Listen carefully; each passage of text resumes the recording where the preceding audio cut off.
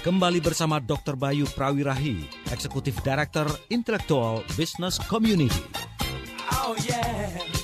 Dalam Smart Way to the Top.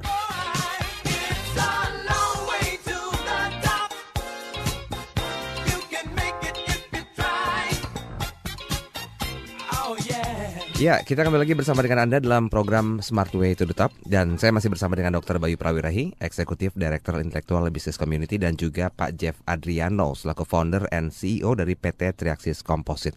Anda bisa berinteraksi atau mungkin Anda ingin tahu lebih jauh mengenai kegiatan-kegiatan yang kerap kali dilakukan oleh mayoritas dari tim PT Triaxis Composite ini. Silakan di 021-398-33888 ataupun mungkin Anda ingin menjawab pertanyaan kami, apa sebenarnya kesulitan dalam merintis suatu industri. Anda juga bisa berinteraksi di line SMS center kami di 0812 11 12 959. Nah, ya, Anda juga bisa SMS pertanyaan ataupun komentar Anda ya. Bukan hanya menjawab pertanyaan tersebut, betul, tapi juga bisa berkomentar tentang diskusi kita ataupun bertanya gitu ya. Ya, tadi kan di awal Pak Jeff sempat mengatakan bahwa banyak keunggulan dan juga keunikan ya dari komposit ini sendiri. Ya, mungkin sebelumnya kita perlu tanya prestasi Triaxis itu yang kira-kira bisa dilihat oleh masyarakat itu seperti apa sih apa? Gitu ya? Kira-kira apa sudah membangun armadanya TNI AL atau apa gitu kan? Jeff, role Triaxis Composite sebetulnya bukan cuma di bidang militer, cuman kita masuk juga di departemen pemerintahan yang lain untuk dalam pembuatan kapal-kapal ikan. Tapi yang terakhir ada utilisasi produk Triaxis dalam kapal yang baru diluncurkan kira-kira 3 minggu lalu, yaitu KRI Kelewang. Itu merupakan satu benchmark juga dari itu kapal yang dalam kelasnya itu terbesar di dunia sebetulnya. Cuma nggak banyak yang tahu. Banyak yang tahu bahwa kapal itu sebetulnya kapal jenis trimaran komposit yang terbesar yang pernah diproduksi di dunia. Even China bikin kapal setipe itu masih dengan logam. Konon itu buatan Indonesia ya? Memang itu dibuat di Banyuwangi oleh perusahaan Swedia yang berlokasi di Banyuwangi, dan pekerjanya mayoritas orang Indonesia. Oke. Dan menggunakan sebagian kecil adalah produk Triaxis Composite. Oh, ya. Jadi ada merek Triaxisnya ya di sana ya. Kecil gitu ada Triaxis gitu ya. Kalau kita pakai kaca film itu kan, kaca film mobil gitu kan, yang 3M lah ya, 3M gitu. Harusnya produknya gitu ya. Triaxis gitu. Branding gitu ya. Nah, kalau kita berbicara masalah keunikan dari Triaxis sendiri, Pak Jeff, apa yang bisa Anda jabarkan, Pak Jeff? Keunikan, kalau buat saya sebetulnya nggak ada yang unik ya. Tapi mungkin karena saya masih saya rasa masih satu-satunya perusahaan yang bergerak di bidang ini di Indonesia, dan saya sebetulnya ingin adanya satu awareness dari masyarakat. Tapi ini sebenarnya tidak bisa saya lakukan sendiri.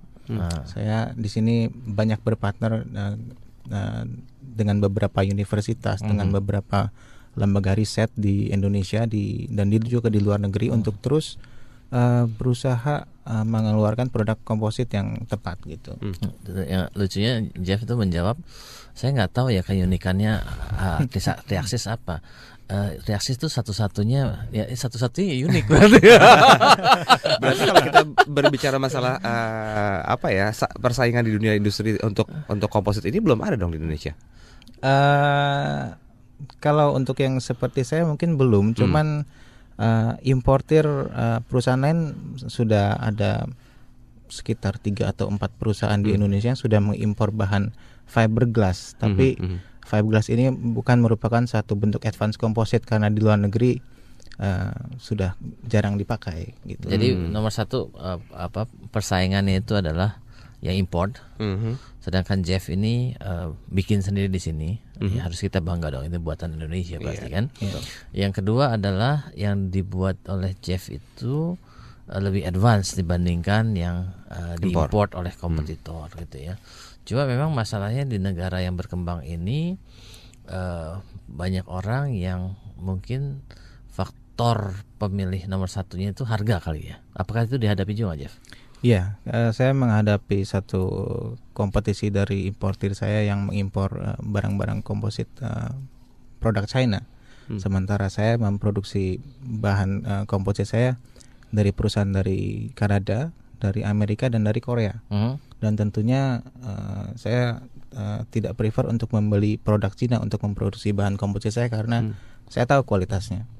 China itu satu pemain komposit yang sangat besar di Asia dan di dunia, dan mereka mempunyai trik-trik yang dapat mereka lakukan sehingga produk yang kita pakai yang diimpor dari Cina itu tidak bagus kualitasnya. Ya. Apa yang bisa dipelajari Pak Jeff dari hasil yang Pak Jeff bilang nggak bagus itu sendiri? Karena ini merupakan satu material yang rekayasa. Komposit ini adalah suatu material rekayasa. Jadi kalau misalkan saya mengambil produk dari China ini, ketika kita tes performanya itu berbeda dengan produk yang saya impor dari negara lain yang bukan China. Dan ini membuat satu perbedaan yang besar sebetulnya. Ketika seseorang memutuskan untuk bermimpi untuk memproduksi produk yang bagus tapi menggunakan bahan baku yang jelek, apakah itu mungkin? Menurut saya tidak mungkin. Di produk apa sih yang kualitas itu sangat menentukan, Jeff? Maksudnya kalau kita ngomong ember mandi gitu ya. Ya nggak perlu kita punya ember mandi yang umurnya 20 tahun gitu kan. Setahun pecah gitu, ganti lagi lah gitu kan. Nah, produk apa sih yang sebenarnya memerlukan komposit yang advance gitu? Ketika pada tahun 2008 saya menghadapi isu, waktu itu saya masih mengimpor barang dari buatan Kanada. Saya belum memulai proses manufaktur, lalu saya dihadapkan dengan kompetitor yang mengimpor barang dari China. Di situ ketika kita melihat hasil tesnya itu sebetulnya produk yang diimpor dari China tidak boleh dipakai untuk memproduksi kapal. Dari senyawa-senyawa, dari komponen-komponen, dari silikon, dari boron dan lain-lain itu mereka melanggar sebetulnya. Ketika saya sampaikan ini kepada orang yang berkepentingan, lalu mereka kaget. Kok kita nggak aware selama ini? Dan pada tahun bahwa bikin bodi kapal tuh ada suatu quality standard gitu. Ada quality standard yang selama ini tidak disadari gitu ya. Ya, seperti itu. Oke. Lagi ya, cukup. Ini ngomongin masalah kapal soalnya nih. Ada pertanyaan dari kapal terbang atau kapal laut? Pesawat terbang. Pesawat terbang. Iya. Dokter B, saya mau tanya nih, bahan seperti fiber begitu bisa nggak ya buat bikin bodi pesawat? Thank you. Mungkin bukan tanya ke saya, Dokter J. Bukan Dokter B, Dokter J. Iya, gimana Pak Jeff? Jeff. Pada tahun 2005 atau 2006 itu ada Airbus mengeluarkan Airbus A380. Airbus A3 ini adalah satu baru aja, itu 2008 ya? 2006 kayaknya, 2006-2007 ya. No, baru 2007, sorry. 2007 ini ya. Airbus 380 itu adalah pesawat komersial pertama di dunia yang mengutilisasikan bodi pesawat itu 70% komposit dan 30% logam. Sebelum pesawat Airbus 380 ini terbalik. Jadi 70% logam, 30% komposit.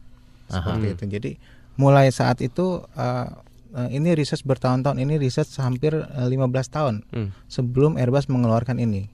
Walaupun cerita di belakangnya sebetulnya melakukan riset ini yaitu Boeing duluan, tapi somehow Airbus came up dengan ide ini didukung oleh satu perusahaan dari Norwegia yang saya bisa bilang penemu komposit gitu. Tapi kan orang selalu punya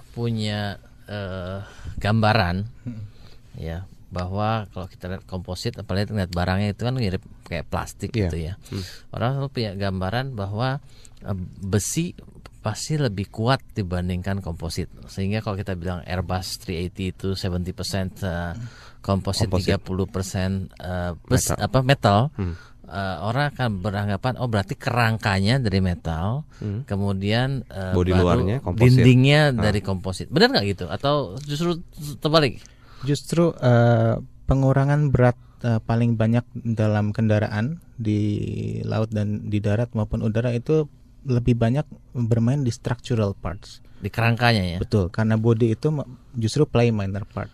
ketika kita mengganti suatu kendaraan dengan structural parts-nya dari komposit lebih ringan, otomatis kendaraan itu akan bisa jalan lebih cepat dengan engine yang sama dan akan lebih safe bahan bakar. Jadi di 380 itu yang 70% itu lebih pada di kerangka atau lebih di banyak di dindingnya? kerangka. Nah. Kalau dinding dalam itu bukan komposit, itu termoplastik. Plastik ya. Itu beda. Nah, pertanyaannya komposit sama metal itu lebih kuat mana sebenarnya? Kalau secara kita lihat kekuatan, sebetulnya this is very scientific ya. Kalau saya mau bilang, I can say composite is stronger in many ways dan lebih fleksibel karena salah satu keunggulan komposit yaitu dia tidak korosif. Dia punya lifetime yang lama. Dia tidak ada fatigue gitu. Bersihin juga gampang ya kalau di pesawat ya. Ya. Tapi juga komposit macam-macam ya. Kalau yang lebih kuat dari metal misalnya karbon gitu ya. Karbon, reinforced carbon yang dipakai pada roket untuk nozzle-nya itu jauh lebih kuat daripada logam. Dia bisa tahan suhu bahkan bandingin titanium gitu. Dibanding titanium lebih kuat komposit ya. Ya. Oke, kita break sebentar ya Dr. Bia dan Pak Jeff ya. Nanti kita sambung lagi di sesi berikutnya dan Anda bisa berinteraksi silakan di 0213983388 atau di 0812111299. Smartway tetap segera kembali.